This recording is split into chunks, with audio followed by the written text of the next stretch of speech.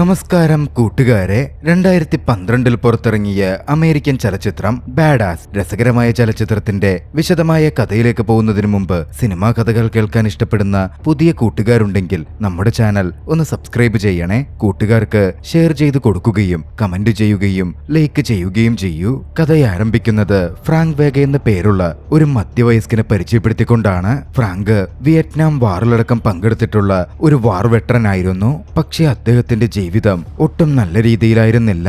കഷ്ടത നിറഞ്ഞ ഒരു ജീവിതമായിരുന്നു അദ്ദേഹം ജീവിച്ചുകൊണ്ടിരുന്നത്. ഒരു ദിവസം ഫ്രാങ്ക് ഒരു ബസ്സിൽ യാത്ര ചെയ്യുകയാണ്. ആ സമയമാണ് പ്രശ്നക്കാരായ രണ്ടുപേർ ആ ബസ്സിലേക്ക് കടന്നു വരുന്നത്. ബസ്സിൽ ആവശ്യമില്ലാത്ത വിഷയമുണ്ടാക്കാനും പ്രശ്നങ്ങൾ സൃഷ്ടിക്കാനും അവർ ആരംഭിച്ചിരുന്നു. ബസ്സിന്റെ പിൻസീറ്റിലിരിക്കുകയായിരുന്ന ഫ്രാങ്കിന്റെ ഓർമ്മകൾ തന്റെ പഴയ കാലത്തിലേക്ക് പോയി. തന്റെ പാരന്റ്സിന്റെ ഒപ്പം കുട്ടിക്കാലത്ത് ഏറെ സന്തോഷത്തോടെയായിരുന്നു ഫ്രാങ്ക് ജീവിച്ചിരുന്നത്. വളർന്നപ്പോ ഫ്രാങ്കിനൊരു ഗേൾഫ്രണ്ട് ഉണ്ടായി. ഏറെ ആഴത്തിലുള്ള പ്രണയമായിരുന്നു അവരുടേത്. ആ സമയത്താണ് യുദ്ധത്തിന്റെ ഭാഗമാവാൻ ഫ്രാങ്കിന് നാട് വിട്ടു പോകേണ്ട അവസ്ഥ വന്നത്. യുദ്ധത്തിന് പോയി വരുമ്പോ താൻ അവളെ വിവാഹം ചെയ്യും എന്ന് പ്രണയിനിക്ക് വാക്കുകൊടുത്ത് ഫ്രാങ്ക് വിയറ്റ്നാം വാറിനായി പോയി. യുദ്ധമുഖത്തെ അനുഭവങ്ങളും അവിടുത്തെ ജീവിതവും ഏറെ കഷ്ടത നിറഞ്ഞതായിരുന്നു. 10 കൊല്ലത്തിന് ശേഷമായിരുന്നു യുദ്ധമൊക്കെ കഴിഞ്ഞ് ഫ്രാങ്ക് തിരികെ എത്തുന്നത്. പക്ഷെ അപ്പോഴേക്കും നടന്ന കാര്യങ്ങൾ ഫ്രാങ്കിനെ ആകെ തകർത്തു കളഞ്ഞിരുന്നു. ഫ്രാങ്കിന്റെ പ്രണയിനി മറ്റൊരാളെ വിവാഹം കഴിച്ചു. അവൾക്കിപ്പോൾ 2 മക്കളുമുണ്ട്. മനസ്സ് തകർന്നിരുന്ന ഫ്രാങ്ക് എന്ത് തന്നെയാണെങ്കിലും ജീവിതം മുമ്പോട്ട് കൊണ്ടുപോകാൻ തീരുമാനിച്ചു. ജോലിക്കായി പോലീസ് അക്കാഡമിയിൽ ഫ്രാങ്ക് അപ്ലൈ ചെയ്തു. പക്ഷേ മിലിറ്ററി പശ്ചാത്തലം ഉണ്ടായിരുന്നിട്ടും ഫ്രാങ്കിന്റെ അപേക്ഷ തിരസ്കരിക്കപ്പെട്ടു. ഫ്രാങ്കിന് മറ്റു ജോലികൾ ലഭിച്ചതുമില്ല. അന്വേഷിച്ച ജോലികളൊന്നും കിട്ടാതായതോടെ തെരുവിൽ ഹോട്ട് ഡോഗ്സ് വിൽക്കുന്ന ജോലിയിലേക്ക് ഫ്രാങ്ക് തിരിയുകയാണ്. ഒരു തെരുവ് കച്ചവടക്കാരനായി ഫ്രാങ്കിന്റെ ജീവിതം മുമ്പോട്ട് പുരോഗമിച്ചു വന്നുകൊണ്ടിരുന്നു. പക്ഷേ അതും അധികകാലം നീണ്ടുനിന്നില്ല. എതിർവശത്ത് ഹോട്ട് ഡോഗ്സ് വാൻ വന്ന് കച്ചവടം ആരംഭിച്ചതോടെ ഫ്രാങ്കിന്റെ കച്ചവടം കുറഞ്ഞു. അന്നു മുതൽ ഒരു നാടോടിയായി വീടില്ലാത്തവനായി ഫ്രാങ്ക് ഇങ്ങനെ ചുറ്റിക്കറങ്ങിക്കൊണ്ടിരിക്കുകയാണ്. കഥ പ്രസന്റിലേക്ക് മടങ്ങിയെത്തുന്നു. ബസ്സിൽ പ്രശ്നക്കാരായ 2 യുവാക്കളും ഒരു വൃദ്ധനെ തല്ലാനുള്ള തയ്യാറെടുപ്പിലായിരുന്നു. ഫ്രാങ്ക് പക്ഷേ അതിനനുവദിച്ചില്ല. പ്രശ്നക്കാരായ പയ്യന്മാരുടെ കൈ പിടിച്ചു. പിന്നെ അവിടെ അരങ്ങേറിയത് ഒരു ഏറ്റുമുട്ടലായിരുന്നു.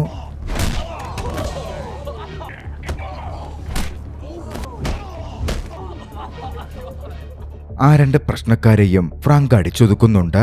ആ ദൃശ്യങ്ങൾ ബസ്സിലെ യാത്രക്കാരായ പലരും തങ്ങളുടെ മൊബൈൽ ഫോണിൽ പകർത്തിയിരുന്നു. അവരത് ഇന്റർനെറ്റിൽ അപ്ലോഡ് ചെയ്യുക കൂടി ചെയ്തതോടെ വീഡിയോ വൈറലാവാൻ ആരംഭിച്ചു. ഫ്രാങ്കും അതോടെ പ്രശസ്തിയാർജിക്കുകയായിരുന്നു. ഫ്രാങ്കിന്റെ ഹീറോയിക് ആക്ഷൻ മൂലം ഏവരും ഫ്രാങ്കിനെ അഭിനന്ദിക്കാനും ഒരു ഹീറോയെ പോലെ കാണാനും തുടങ്ങി. ഫ്രാങ്കിന്റെ പേരിൽ ഗ്രാഫിറ്റി വർക്കുകൾ ഉണ്ടാവുകയും ടീഷർട്ടിലടക്കം ഫ്രാങ്കിന്റെ ചിത്രം വരുന്ന തരത്തിൽ ഫ്രാങ്ക് പ്രശസ്തനാവുകയും ചെയ്തു. പല ടോക്ക് ഷോകളിലേക്കും ഫ്രാങ്ക് ക്ഷണിക്കപ്പെട്ടിരുന്നു. അമ്മയ്ക്കൊപ്പം ഫ്രാങ്ക് ടോക്ക് ഷോസിൽ പങ്കെടുത്തു. എന്തിനേറെ പറയുന്നു, പോലീസുകാർ വരെ ഫ്രാങ്കിനെ അംഗീകരിക്കുകയും അവരുടെ കാറിൽ ഫ്രാങ്കിന് ഓരോ സ്ഥലത്തേക്ക് യാത്ര ചെയ്യാനുള്ള സൗകര്യം ഉണ്ടാക്കി കൊടുക്കുകയും ചെയ്തു.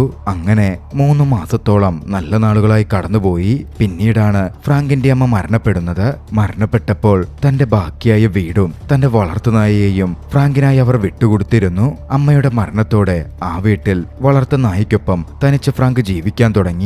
അങ്ങനെയിരിക്കെയാണ് പണ്ട് വിയറ്റ്നാം വാറിൽ തന്റെ കൂടെ പങ്കെടുത്തിട്ടുള്ള, ഒപ്പം നിന്ന് യുദ്ധം ചെയ്തിട്ടുള്ള അടുത്ത കൂട്ടുകാരൻ ഫ്രാങ്കിനെ കാണാൻ എത്തുന്നത്. ക്ലോണ്ടിക്കെ വാഷിംഗ്ടൺ എന്നായിരുന്നു അദ്ദേഹത്തിന്റെ പേര്. ഫ്രാങ്കിനൊപ്പം ആ വീട്ടിൽ അയാളും താമസിക്കാൻ തുടങ്ങി. തന്റെ പക്കൽ ഉണ്ടായിരുന്ന ഒരു ഫ്ലാഷ് ഡ്രൈവ് ഫ്രാങ്കിനടുക്കൽ സൂക്ഷിക്കാൻ പറഞ്ഞ് അയാൾ കൃത്യമായി ഏൽപ്പിച്ചു. ഫ്രാങ്കിന്റെ അമ്മയ്ക്ക് ഒരു സേഫ് ഡെപ്പോസിറ്റ് ലോക്കർ ഉണ്ടായിരുന്നു. അവിടെ സൂക്ഷിച്ചാൽ മതി എന്നായിരുന്നു വാഷിംഗ്ടൺ പ്രത്യേകം പറഞ്ഞിരുന്നതും. ആ ഫ്ലാഷ് ഡ്രൈവിൽ USB ഡ്രൈവിൽ എന്താണ് എന്ന് ഫ്രാങ്ക് ചോദിച്ചില്ലെന്ന് മാത്രമല്ല, കൂട്ടുകാരൻ പറഞ്ഞ പോലെ അത് സൂക്ഷിക്കുകയും ചെയ്തു. ഒരു ദിവസം വാഷിംഗ്ടൺ സിഗരറ്റ് വാങ്ങാൻ പുറത്തുപോയി. തിരികെ വരുന്ന വഴിയിൽ പ്രശ്നക്കാരായ 2 പയ്യന്മാർ വാഷിംഗ്ടനെ എതിരിടുകയാണ്. ടെറൻസ് എന്നും സെബാസ്റ്റ്യൻ എന്നുമായിരുന്നു അവരുടെ പേരുകൾ. അവർ വാഷിംഗ്ടന്റെ അടുക്കൽ വാഷിംഗ്ടൺ ഫ്രാങ്കിനെ ഏൽപ്പിച്ച ഫ്ലാഷ് ഡ്രൈവിനെ പറ്റി ചോദിക്കാൻ തുടങ്ങി. അത് തന്നേക്കാനും ആവശ്യപ്പെട്ടു. പക്ഷേ തന്റെ പക്കൽ അതൊന്നുമില്ല എന്ന് നുണ പറഞ്ഞ് തന്റെ ഭാഗം ന്യായീകരിക്കാൻ വാഷിംഗ്ടൺ ശ്രമം ആരംഭിച്ചു.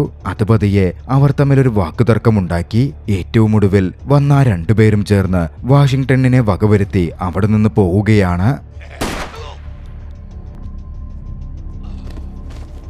അധികം വൈകാതെ വാഷിംഗ്ടണിന്റെ മരണവിവരം ഫ്രാങ്കിനെ തേടിയെത്തി. ഫ്രാങ്ക് മോർച്ചറിയിലുള്ള കൂട്ടുകാരന്റെ മൃതദേഹം കാണാനെത്തി. പോലീസും അവിടെ ഉണ്ടായിരുന്നു. കൃത്യമായി അന്വേഷണം നടത്തണമെന്നും തന്റെ സുഹൃത്തിന് നീതി തേടി കൊടുക്കണമെന്നും കുറ്റവാളികളെ നിയമത്തിനു മുമ്പിൽ കൊണ്ടുവരണം എന്നും ഫ്രാങ്ക് പറഞ്ഞു. പോലീസുകാരും തല കുലുക്കിയിരുന്നു. കുറച്ച് ദിവസങ്ങൾക്ക് ശേഷം ഫ്രാങ്കിന്റെ വീട്ടിലേക്ക് ഫ്രാങ്കിനെ കാണാൻ കൂട്ടുകാരൻ കൂടിയായ മലാർക്ക് എന്നു പേരുള്ള ഒരു ഓഫീസർ വന്നു. ഫ്രാങ്കിനോട് അയാൾ സംസാരിച്ചു. വാഷിംഗ്ടണിന്റെ മരണവിവരവും അന്വേഷണവും ഒക്കെ എവിടെ വരെയായി എന്ന കാര്യമൊക്കെ ഫ്രാങ്ക് തിരക്കുന്നുണ്ടെങ്കിലും കാര്യമായി പോലീസുകാരനൊന്നും പറയുന്നുണ്ടായിരുന്നില്ല. പോലീസ് നല്ല രീതിയിൽ ശ്രമിക്കുന്നുണ്ടെന്നും കേസന്വേഷണം മികച്ച രീതിയിൽ പുരോഗമിക്കുന്നുണ്ടെന്നും ഉടനടി കൊലപാതകികളെ കണ്ടെത്തും എന്നുമായിരുന്നു അയാൾ പറഞ്ഞത്. ആ സമയത്താണ് ന്യൂസിൽ വന്നൊരു റിപ്പോർട്ട് ഫ്രാങ്ക് കാണുന്നത്. പോലീസിന്റെ അനാസ്ഥയെപ്പറ്റിയും കേസന്വേഷണത്തിൽ അവർ കാണിക്കുന്ന വീഴ്ചയെപ്പറ്റിയും തുടർച്ചയായി ചില കൊലപാതകങ്ങൾ വലിയ തെളിവൊന്നും കണ്ടെത്താതെ അവർ ക്ലോസ് ചെയ്തതിനെ പറ്റിയും ഒക്കെയായിരുന്നു അത്. ഫ്രാങ്കിന് അതോടെ വാഷിംഗ്ടണിന്റെ മരണത്തിലും കൊലപാതക കാര്യത്തിലും പോലീസ് കൃത്യമായി ഒന്നും ചെയ്യാത്ത പോലെ തോന്നി. സ്വയം കേസന്വേഷിക്കാൻ ഫ്രാങ്ക് തീരുമാനിച്ചു. പക്ഷേ അതിനും ഒരു പ്രധാന കാര്യമുണ്ട്. കേസിനെ പറ്റി അന്വേഷിക്കാൻ ഫ്രാങ്ക് സ്റ്റേഷനിലെത്തിയപ്പോ പോലീസ് കാര്യക്ഷമമായി ഒന്നും ചെയ്യുന്നില്ല എന്ന് ഫ്രാങ്ക് തിരിച്ചറിഞ്ഞിരുന്നു. അതോടെയായിരുന്നു ആ ഒരു തീരുമാനം ഫ്രാങ്ക് എടുത്തത്. വാഷിംഗ്ടൺ വെടിയേറ്റ് വീണ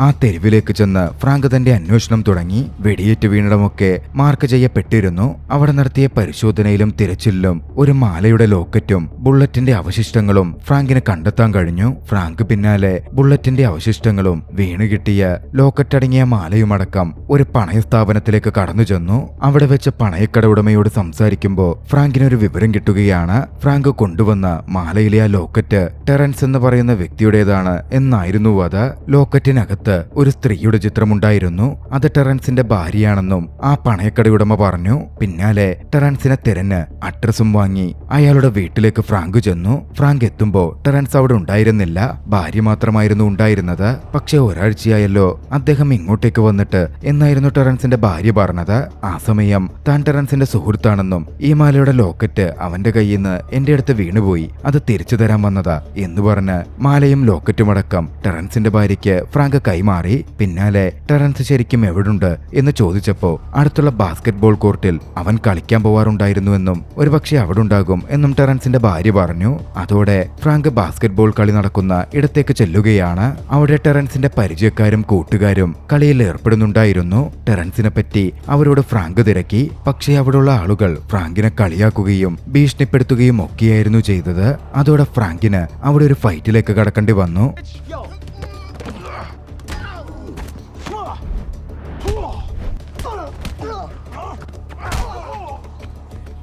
ഒടുവിൽ നല്ല തല്ലുകൊണ്ടു കഴിഞ്ഞപ്പോ ടെറൻസിന്റെ കൂട്ടുകാരായ അവരൊക്കെ ഒന്ന് അടങ്ങി. ഫ്രാങ്കിന്റെ ചോദ്യത്തിന് അവർ കൃത്യമായി മറുപടി പറഞ്ഞു. ടെറൻസ് എവിടെയാണെന്ന് ഞങ്ങൾക്കറിയില്ലെന്നും റൊണാൾഡോ എന്നു പേരുള്ള അവന്റെ കൂട്ടുകാരനൊപ്പം ഉണ്ടാവുമെന്നും റൊണാൾഡോയോട് അന്വേഷിച്ചാൽ കിട്ടും എന്നുമായിരുന്നു അവർ പറഞ്ഞത്. പിന്നാലെ റൊണാൾഡോയുടെ അഡ്രസ്സിലേക്ക് റൊണാൾഡോ താമസിക്കുന്ന അപ്പാർട്ട്മെന്റിലേക്ക് ഫ്രാങ്ക് ചെല്ലുകയാണ്. അവിടെ റൊണാൾഡോ ഉണ്ടായിരുന്നില്ല. റൂംമേറ്റ് ആയിരുന്നു ഉണ്ടായിരുന്നത്. റൂംമേറ്റിനെ ഒന്ന് കുടഞ്ഞപ്പോ റൊണാൾഡോ ബാറിലുണ്ടാകും എന്ന വിവരം അയാൾ കൈമാറി. പിന്നാലെ ബാറിലേക്കും ഫ്രാങ്ക് ചെന്നു. അവിടെ എത്തിയപ്പോഴോ അടുത്ത പ്രശ്നം. ബാറിലെ ജോലിക്കാരും ആളുകളും ഫ്രാങ്കിനെ അകത്തേക്ക് കയറാനോ റൊണാൾഡോയെ മീറ്റ് ചെയ്യാനോ സമ്മതിക്കുന്നില്ല. ഒടുവിൽ അവിടെ ഒരു ഫൈറ്റിലേക്ക് ഫ്രാങ്കിന് പ്രവേശിക്കേണ്ടി വന്നു.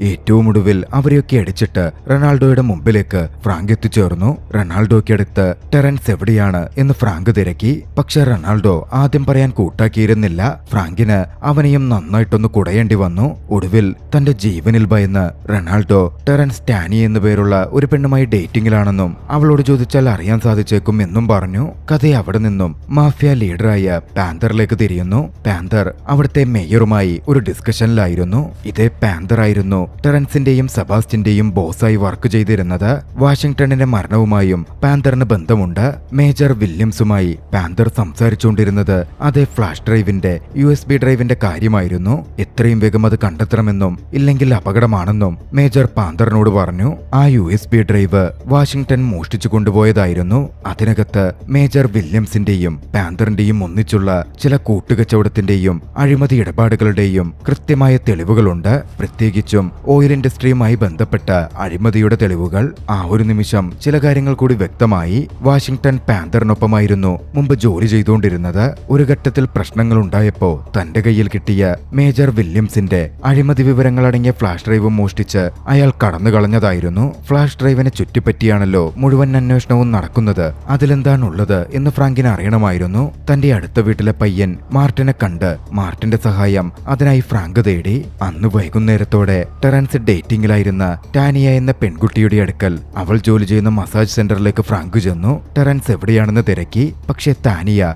തനിക്കറിയില്ലെന്നും ടെറൻസിനെ പറ്റി ഒരു വിവരം തനിക്കില്ല എന്നും പറഞ്ഞൊഴിയുകയായിരുന്നു ചെയ്തത്. താനിയ ഒട്ടും കോപ്പറേറ്റീവ് അല്ല എന്ന് മനസ്സിലാക്കിയ ഫ്രാങ്ക് താനിയ ജോലി കഴിഞ്ഞ് പോകുമ്പോൾ അവളെ ഫോളോ ചെയ്യാൻ തീരുമാനിച്ചു. താനിയ നേരെ പോയത് അവളുടെ വീട്ടിലേക്കായിരുന്നു. വീടിനകത്തേക്കും ഫ്രാങ്ക് കടന്നു കയറി. അവിടെ നിന്നും ടെറൻസ് ഉള്ളതിന്റെ സൂചനകൾ ഫ്രാങ്കിന് ലഭിച്ചതുകൊണ്ടായിരുന്നു ഫ്രാങ്ക് അകത്ത് കടന്നു കയറിയത്. ടെറൻസിനെ ഫ്രാങ്കിനെ കൺമുമ്പിൽ കിട്ടി. ടെറൻസുമായി ഒരു ഏറ്റുമുട്ടലിലേക്ക് ഫ്രാങ്ക് കടക്കുകയാണ്.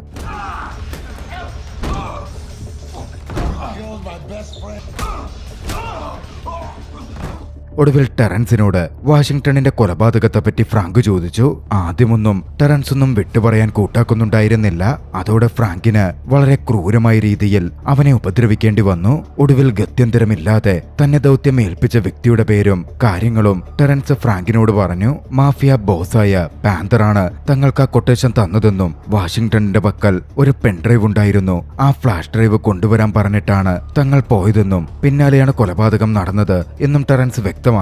പാന്തർ എവിടെയാണ് എന്നായി ഫ്രാങ്കിന്റെ അടുത്ത ചോദ്യം. ടെറൻസ് പാന്തർ എവിടെയാണ് ഉള്ളത് എന്നും പറഞ്ഞു കൊടുക്കുകയാണ്. പാന്തറിനെ എതിരിടുന്നതിന് മുമ്പ് ഒന്ന് തയ്യാറെടുക്കുവാൻ ഫ്രാങ്ക് നേരെ വീട്ടിലേക്ക് പോയി. അപ്പോഴാണ് എതിരിലുള്ള വീട്ടിൽ നിന്നും വലിയ ബഹളവും മറ്റും കേൾക്കുന്നത് ഫ്രാങ്ക് ശ്രദ്ധിക്കുന്നത്. അത് ഫ്രാങ്കിനെ മുമ്പ് സഹായിച്ച മാർട്ടിൻ എന്ന ആ പയ്യന്റെ വീടായിരുന്നു. അങ്ങോട്ടേക്ക് ഫ്രാങ്ക് കയറി ചെന്നു. മാർട്ടിന്റെ അമ്മ ആംബറുമായി അവരുടെ പ്രശ്നക്കാരനായ ഭർത്താവ് വലിയ വിഷയമുണ്ടാക്കുകയായിരുന്നു. വലിയ തോതിൽ അവളെ മർദ്ദിക്കാനും മറ്റും അയാൾ ശ്രമിക്കുന്നുണ്ടായിരുന്നു. പക്ഷേ ഫ്രാങ്ക് ഇടപെട്ടു. ഭർത്താവിനെ കണക്കിനൊന്ന് പെരുമാറി അവിടെ നിന്ന് ഇറക്കിവിട്ട് ആംബറെ രക്ഷപ്പെടുത്തി. ആംബർ നേരത്തെ ഭർത്താവുമായി ഡിവോഴ്സ്ഡ് ആയതായിരുന്നു. അന്നൊരു ഡിന്നറിന് ആംബർ ഫ്രാങ്കിനെ ക്ഷണിച്ചു. ആ ഒരു അവസരം ഫ്രാങ്ക് വിട്ടുകളഞ്ഞില്ല. ആംബറിനോട് ഫ്രാങ്കിന് മുമ്പേ ഒരു പ്രണയ താല്പര്യമുണ്ട്. നല്ല രീതിയിൽ വസ്ത്രം ധരിച്ച് വൃത്തിയായി ഡിന്നറിൽ പങ്കെടുക്കാൻ അന്ന് വൈകിട്ട് ഫ്രാങ്ക് എത്തി. ഫ്രാങ്കും ആംബറും തമ്മിൽ ഒന്നിച്ച് വളരെ രസകരമായി കുറേയധികം സമയം ചെലവഴിച്ചു. അവർ സംസാരിച്ച്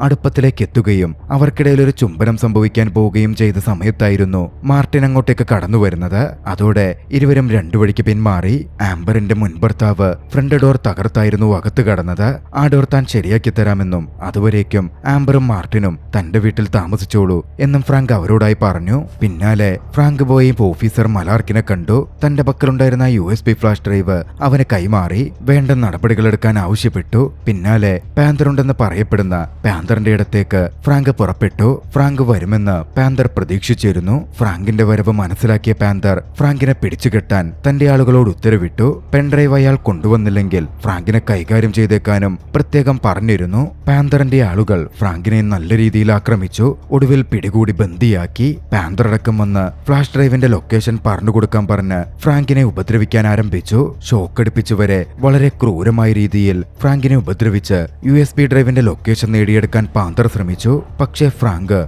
അപ്പോഴും ഒന്നും വിട്ടുപറഞ്ഞില്ല. ഒടുവിൽ ഫ്രാങ്കിന്റെ പോക്കറ്റിൽ നിന്നും ഫ്രാങ്കിന്റെ പേഴ്സ് ബലപ്രയോഗത്തിലൂടെ പാന്തർ പുറത്തെടുത്തു. ഫ്രാങ്കിന്റെ വീട്ടഡ്രസ് മനസ്സിലാക്കി. ഫ്ലാഷ് ഡ്രൈവ് ഫ്രാങ്ക് വീട്ടിലായിരിക്കും സൂക്ഷിച്ചിരിക്കുന്നത്. അവന്റെ പ്രിയപ്പെട്ടവരും അവിടെ ഉണ്ടാകുമല്ലോ, അവരെ അടക്കം കൈകാര്യം ചെയ്തേക്കാം എന്ന് പറഞ്ഞ് പാന്തർ പുറപ്പെടുകയാണ്. താൻ പോയി ഫ്ലാഷ് ഡ്രൈവ് എടുത്തോളാമെന്നും നിങ്ങൾ ഇവനെ കൈകാര്യം ചെയ്തേക്ക് എന്നും പറഞ്ഞായിരുന്നു പാന്തർ ഇറങ്ങിയത്. വൈകാതൊരു ഘട്ടത്തിൽ ഫ്രാങ്ക് തന്റെ കൈ ഒരു തരത്തിൽ ബന്ധിപ്പിച്ചതിൽ നിന്നും മോചിപ്പിച്ചെടുത്തു. തന്റെ കയ്യിലെ ലൈറ്റർ ഓണാക്കി അവിടെ സൂക്ഷിച്ചിരുന്ന ഓയിൽ ബാരലുകളിലേക്കിട്ടു. വലിയൊരു പൊട്ടിത്തെറി തന്നെ സംഭവിച്ചിരുന്നു. ഇതിനിടയിൽ ഫ്രാങ്ക് വിദഗ്ധമായി പുറത്തിറങ്ങി. പാന്തർ അപ്പോഴേക്കും ഫ്രാങ്കിന്റെ വീട് ലക്ഷ്യമാക്കി പോവാൻ തുടങ്ങിയിരുന്നു. പാന്തറിന് പിന്നാലെ ഫ്രാങ്ക് വെച്ചുപിടിച്ചു. വലിയൊരു ചേസ് തന്നെ സംഭവിച്ചു.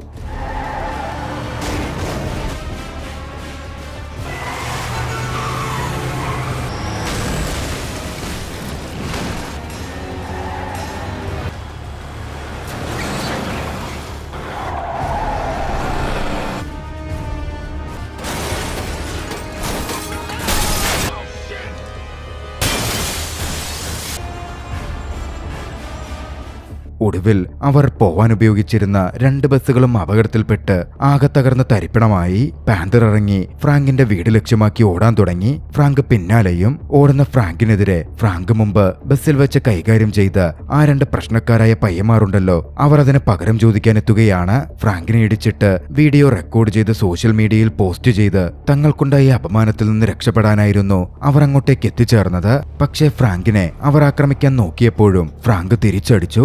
അവരെ വീണ്ടും കീഴ്പ്പെടുത്തി പാന്തറിന് പിന്നാലെ ഓടിച്ചെല്ലാൻ ആരംഭിച്ചു.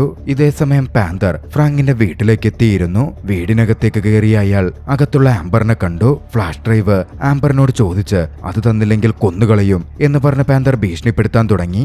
ആംബറിനെ പാന്തർ ആക്രമിക്കുന്നതിന്റെ തൊട്ടു മുമ്പ് ഫ്രാങ്ക് എത്തിച്ചേർന്നിരുന്നു.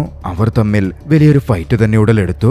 ഒടുവിൽ ഇരുവരും വീടിന് പുറത്ത് ഫ്രണ്ട് യാർഡിലേക്കും വന്നു വീഴുകയാണ്. പാന്തർ ഒടുവിൽ ഫ്രാങ്കിനെ ക്രൂരമായി മർദ്ദിക്കാൻ ഒരുങ്ങി നിൽക്കുന്ന സമയം അത് മനസ്സിലാക്കിയ ആംബർ പാന്തറിന്റെ പുറകിലേക്ക് ചാടിപ്പിടിച്ചു. ആ ഒരു സമയത്ത് എഴുന്നേറ്റ് വരാനും പാന്തറിനെ ആക്രമിക്കാനും ഫ്രാങ്കിന് അവസരം ലഭിക്കുകയായിരുന്നു.